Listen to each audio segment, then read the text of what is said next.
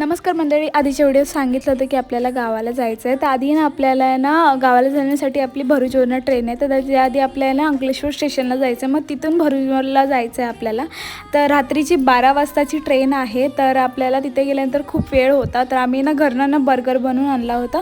तोच तिथे गेल्यानंतर खाल्ला मस्तपैकी बर्गर.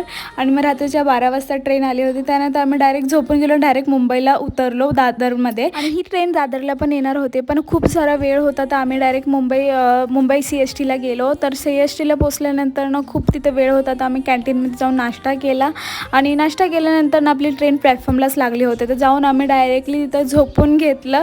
नंतर उठल्यानंतर दौंडच्या जवळ आल्यानंतर आम्ही थोडं खाऊन पिऊन घेतलं. चिक्की बिक्की आली होती, तर चिक्की घेतली आम्ही. नंतर आपल्या मेन रोडला जाण्यासाठी आम्ही रिक्षा केली होती. नंतर आपल्याला कारच होते.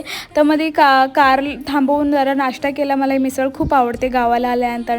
हा व्हिडिओ कसा वाटला नक्की कमेंटमध्ये सांगा. बाय.